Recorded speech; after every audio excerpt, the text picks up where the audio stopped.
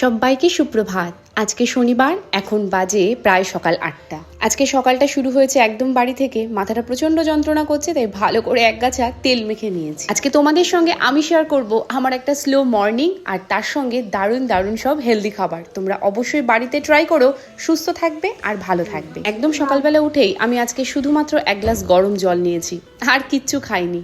চলো চুলটাকে গুটিয়ে এবার যাই রান্নাঘরে। ওখান থেকে কিছু সবজি নিয়েছি। এই যে এক টুকরো গাজর, একটা বিট, একটুখানি কাঁচা হলুদ আর একটুখানি আদা ভালো করে জল দিয়ে ধুয়ে নিয়েছি। এবার প্রত্যেকটা সবজি নিজের ইচ্ছা মতো কেটে নিয়েছি। খুব বেশি চপ করার দরকার নেই, ওই মোটামুটি একটু টুকরো টুকরো করে নেবে। আদাটাকেও কিন্তু ভালো করে আমি এরকমভাবে ছুরি দিয়ে কেটে নিয়েছি। সব সবজিগুলো কাটা হয়ে গেলে নিয়ে নিয়েছি একটা মিক্সি। আমি এখানে জুসারের কন্টেনার ব্যবহার করেছি। এখন না আমি অনেক ভিডিওতেও দেখছি যে এই ধরনের জুসগুলোকে ভালো করে বানিয়ে তারপরে কিউব আকারে ফ্রিজে রেখে দিচ্ছে। আমার কিন্তু ওটা খুব একটা পছন্দের নয়। আমি যখন খাই চেষ্টা করি তখনই ইমিডিয়েটলি এই জুসটাকে বানানোর। এই যে আমি একটুখানি জল দিয়ে দিলাম, এইবার পুরো জুসারটা চালিয়ে দেবো। ওয়েট লুজের জন্য আমরা যদি প্রত্যেক দিন সকালবেলা ব্রেকফাস্টটাকে পুরোপুরি স্কিপ না করে যে কোনো লিকুইড খাবার আমরা ইনটেক করি, তাহলে আমাদের ওয়েট লুজ খুব তাড়াতাড়িও হয়। সকালবেলাটা যেমন জিরের জল বা মেথি ভেজানো জল বা শুধু গরম জল দিয়ে যদি দিনটা তোমরা শুরু করো, তারপরে এই ধরনের এবিসি জুস, এর মধ্যে তোমরা অ্যাপেলের জুসও অ্যাড করতে পারো। আমার কাছে ছিল না, কখনো কমলা লেবু থাকলে সেই জুসটাও কিন্তু অ্যাড করতে পারো।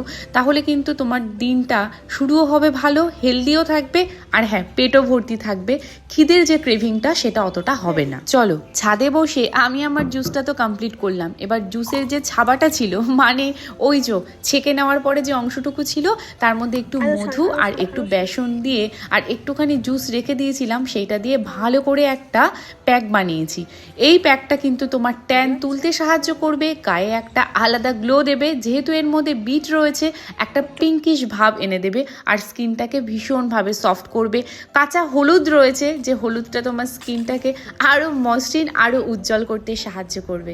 চলো স্নান করে চলে এসেছি, জামা কাপড়গুলো মেলে ফেলেছি, আর এরপরে আমার স্কিন কেয়ারটা শেয়ার করব। আমার স্কিনটা একটু সেন্সিটিভ, তাই আমি মিনিমালিস্টের এই সিরামটা ব্যবহার করছি। এটা আমি মোটামুটি মাস 6 ব্যবহার করেছি, খুব ভালো রেজাল্ট পেয়েছি। তোমরা ট্রাই করে দেখতে পারো।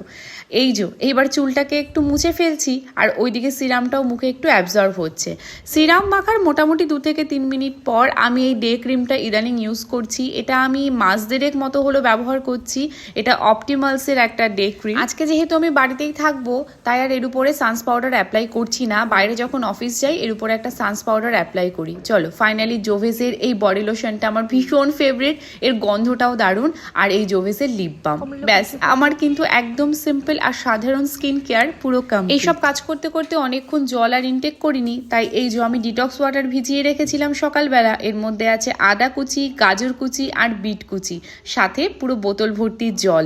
এটা মোটামুটি 4 থেকে 5 ঘন্টা ভেজানোর পর ভালোই একটা ডিটক্স ওয়াটার তৈরি হয়ে যায়। চলো একটুখানি জল খেয়ে নিলাম, এবার দুপুরের খাবারটা তৈরি করি। আমি নিয়েছি একটা কলা, 2টো খেজুর আর প্রায় 200 গ্রাম মতো টক দই, 4টে আমন্ড আর 1 কাপ ছোট কাপের ওটস আর জল। একদম ঠিক আজকে আমি বানাচ্ছি স্মুদি।